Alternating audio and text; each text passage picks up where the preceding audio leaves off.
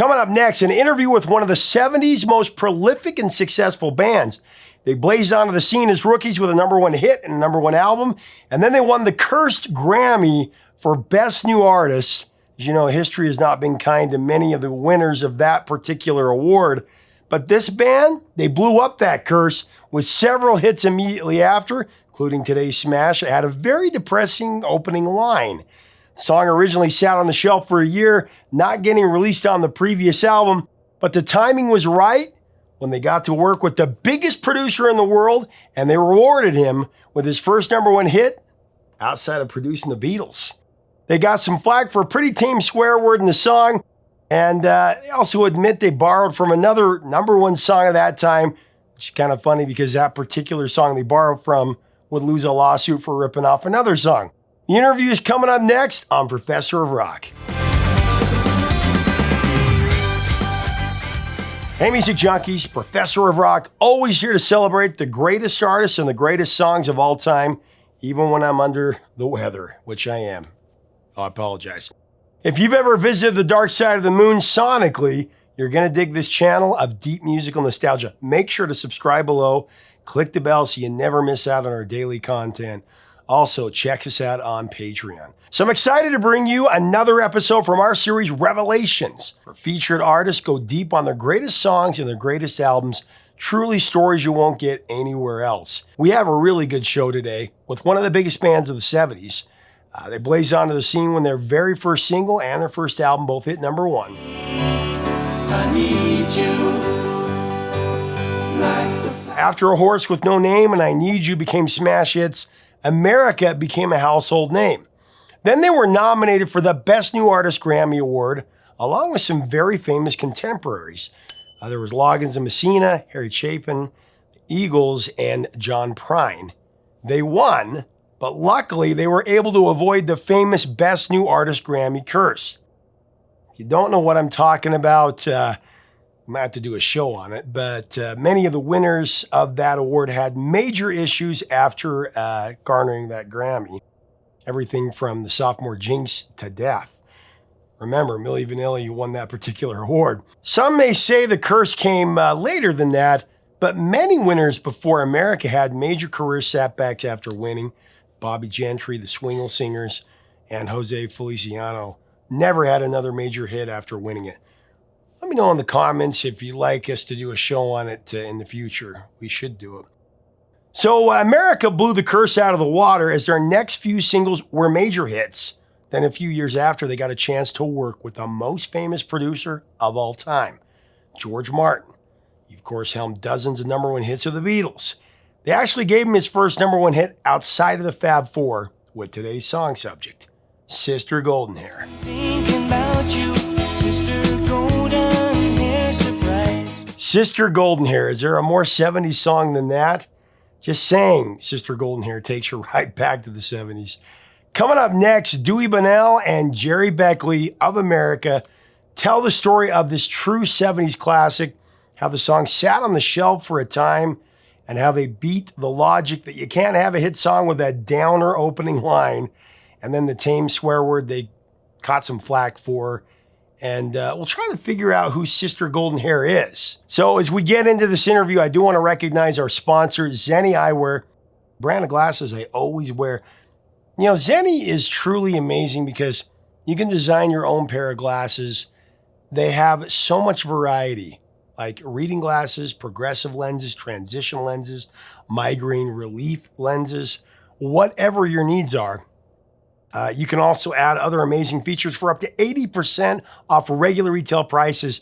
Just click on our link below or the info button right here to get the best deal. Here's America with the story of Sister Golden Hair. It was another case, really, because I'd started that song in England during the first rush of songwriting. And after the first album and the first single and I Need You were all established. Flower needs the rain, you know I need you. Desert on a horse with no name. It felt good to be out of the rain. We were established. And by the way, we won the Best New Grammy, the Best New Artist Grammy that year. Now we're relocated immediately into the big the deep end of the pool into LA. And I got to add to that, keep that thought. You won the Best New Grammy, and you were one of only a few that broke that curse. The curse about the band or artist winning the new Grammy, because you guys had many hits after that. So you were able to get past that. Anyway, go ahead. I didn't actually know that stat until afterwards. So that stat here that has got the other thing. Sorry, just to add, if we're going to cover the Grammy and get out of the way, but that year for Best New Artist was the Eagles, Loggins and Messina, Harry Chapin, John Prine, and us. Now, I guarantee you, you will never find a stronger five, because every one of them went on to build a career. You know? So anyway, it was a lovely time and an honor. Oh yeah, for sure. And when David Geffen called and said he'd like to manage us, and we negotiated that and moved out to LA. The Eagles were they were older artists. They'd been around, but their first album had just come out that year too. And they were in our office as well. So we really had this melting pot of people. And I just can't live without you. Can't you see? So let's talk about Sister Golden Hair, second #1 single. And this is, of course, at the point where you're working with George Martin. And interesting fact, not only was Sister Golden Hair the second chart topper for you guys, it was George Martin's first #1 single that he produced beyond the Beatles. Yeah. His 20th #1 single overall as a producer. And, you know, of course, he would have 3 more after that, Say, Ebony and Ivory, and Candle in the Wind. Say, say what you want. Ebony and ivory. You lived your life like a candle in the wind. Look at you. Yeah, that's... You got all that stuff. Got all the stats. But that's true. And famously, you know, his deal with EMI was not that he was unique, but his deal was not great at all. And he didn't really financially get to the level that he deserved until he started producing us. And of course, his deal with Warner Brothers and producing us was a far more realistic. And so up until the anthology, he was quite openly saying, I made, you know, much more music in my work with America than I had done with the Beatles. Which is, you know, neither here nor there, but yeah, it's, you know, a few things I like to mention. It is on one of those box sets, the original demo. The original demo I'd done at home, very similar to what we finally ended up with. Will you meet me in the middle? But one of the unique things about that song was that I had it before the Holiday record, which was our first George Martin album. And I write a lot, and I tend to...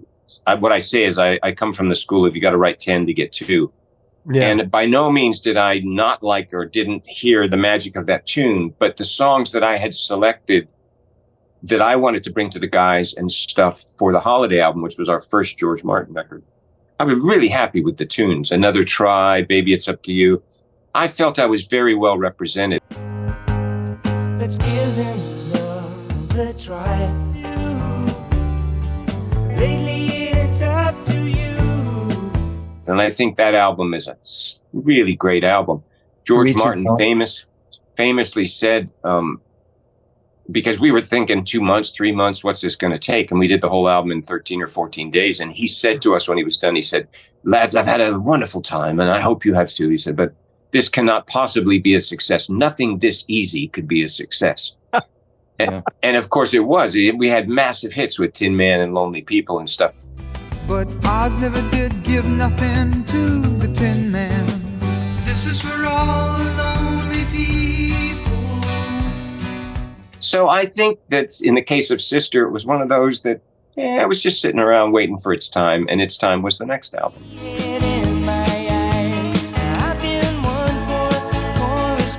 Yeah, because it sat on the shelf, and that's interesting. Yeah. You hear about a lot of hit songs that sat on the shelf for a while. I think there was a song, Final Countdown by Europe, that sat on the shelf for like 7 years.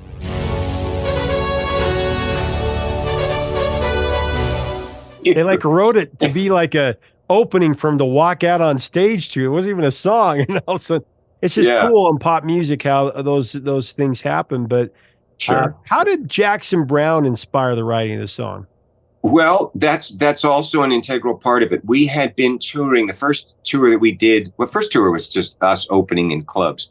And then once the album had been a hit, we were now a headline act playing small theaters. And we went out with J.D. Souther, who was and is one of the great American singer-songwriters. And unbelievable. A couple of weeks ago. And we got a lesson because JD'd have to come out and go play 30 or 40 minutes to these young kids that wanted to hear us. And it was not an easy thing. And he was playing his A material. This is not like he didn't have any songs to play. Yeah. But the next tour was Jackson.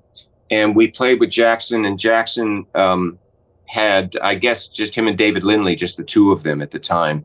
And one of the things that I really was in awe with Jackson was it sounded so conversational. With Jackson, well, I've been out walking. I don't do much talking these days. Well, I've been out walking. It's almost like you could read it as a novel. Mm-hmm. And I thought, boy, he makes it sound so easy, but it ain't easy what he's doing because all of those other elements of phrasing and syllables, all those other things come in. That much talking these days. So what I heard, and I think Dewey might have heard, this very natural kind of conversational thing that he had was a major influence for me.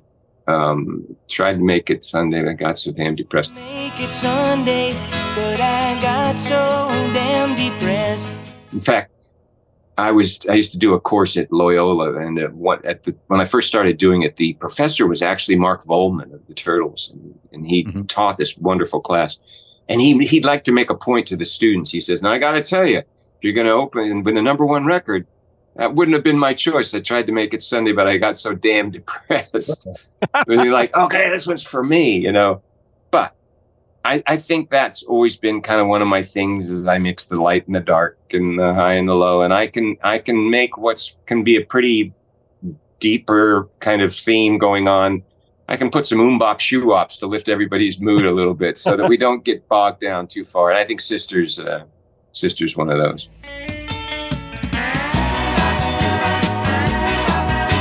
One of the magical elements of Sister Golden Hair is that it brings back, a relationship that we've all had at one point in our lives. You have feelings for someone, but for whatever reason, it doesn't go to the next level or you just couldn't make the commitment. Yet you've actually stated in the past that it's not autobiographical at all. It's just poetic license, right? Yeah, and I'm sure there are bits. This line refers to that, and this line refers to that. My mom used to think I'd written a song about my sister. It's clearly not about my sister. But I think, and I'm not trying to steer attention away from the lyrics, but Sister Golden Hair, surprise, it's no idea. But one thing I will say that's glaringly obvious is the 12-string and slide guitar is My Sweet Lord. That's there's no secret where we were going with that,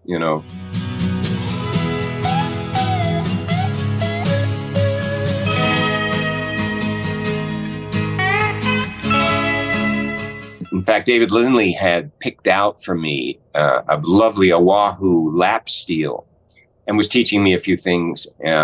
So as opposed to like George Harrison, who plays it, slide on his strap, this is something I laid on my lap and played the slide that way. But I never really got much better than that, but I can rip that lick. And that's a nod to My Sweet Lord.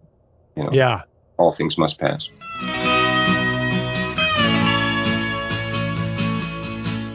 Not to mention every blonde in the audience thinks the song is about her when we go.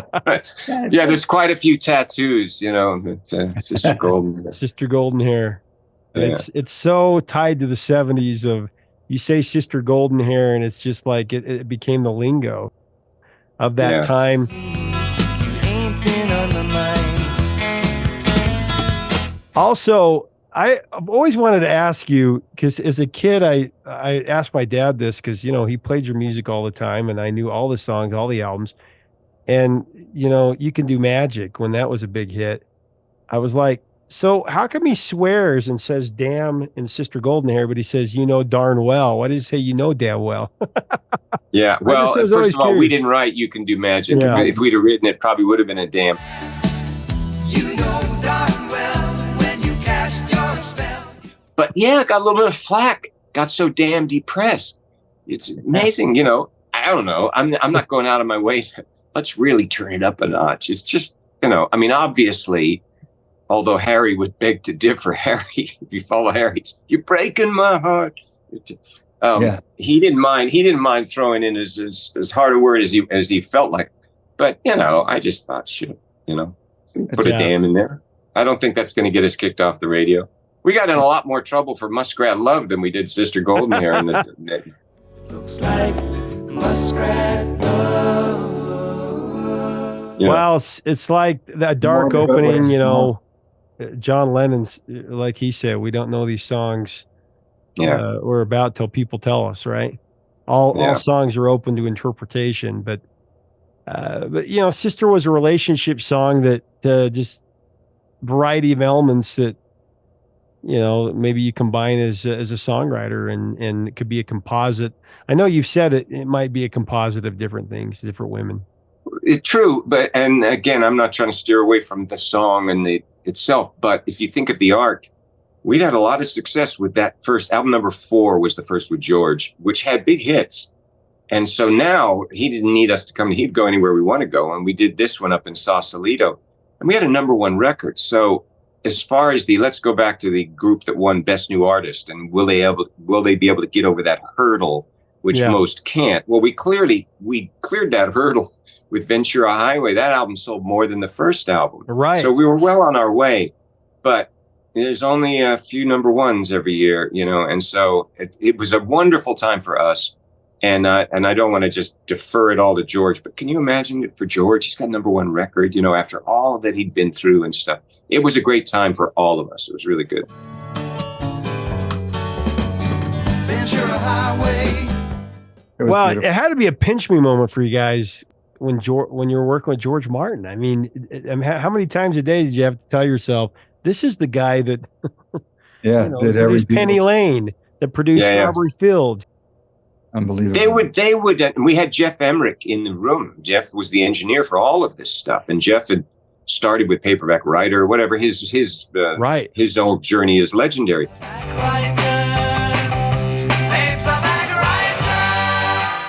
But we didn't do that great Chris Farley. You remember when you said the love you take? You remember that? Yes. You know, we really kind of tried to limit, but we could have just pinned those guys down. Come on, tell us about it. And they would spill on occasion. One time, George went into the closet of like gadgets and things, and we needed a bell for a song of Dewey's called Hollywood, I think.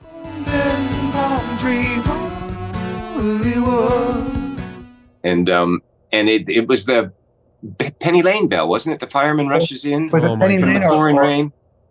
Penny Lane. It's a clean machine. You know, and so he mentioned that's, you know, by the way, lads, that's the bell from Penny Lane or something. And then Willie broke it. We broke it. So it was this big shock moment of, oh, geez. The big point with George, at least the thread was that we all got along so well. And I think the fact that we had spent so much time in England, we crossed into the English senses of humor and the food and the tea and the schedules. And so right away, any of that awestruckness, it sort of went away, and we just were the team every time we'd come in, and you know, you didn't let that get in the way. Yes, it was the elephant in the room. This guy produced all the Beatle records, but I think at some point it kind of morphed, it went away, and it was just our George, you know. Will you You met the moment, right? You met the moment. Yeah, I think so. And that album, the first one, go back to the Holiday album, we were cutting 3 or 4 tracks a day. The reason the whole thing was done in 13 days is we were so concerned with rehearsing and not wasting his time, you know, and he was thinking this is going to take months and stuff. And we'd finish a take or two, and everybody'd look at each other and go, oh, that was perfect. That was great. Well, let's move on. When I say I'm spinning round, round, round, round. So there was this first one of, well, that one easy. Let's try it. And before you knew it, we were doing 2, 3, 4 tracks a day. So within a week, we'd track the whole album.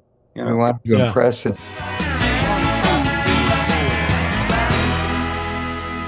So it's funny, when Jerry was mentioning how he borrowed from My Sweet Lord, got me to thinking that, he ripped that guitar part from My Sweet Lord, who in turn ripped off the chiffons He's So Fine.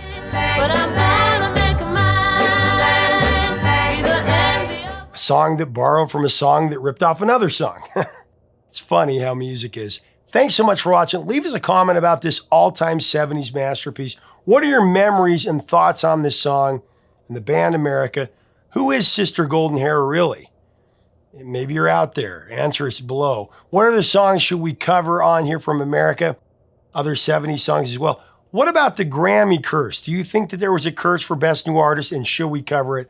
Let's have a great discussion below. If you like our content, we do invite you to subscribe below. We'd love to have you. Until next time, 3 chords and the truth, my friends.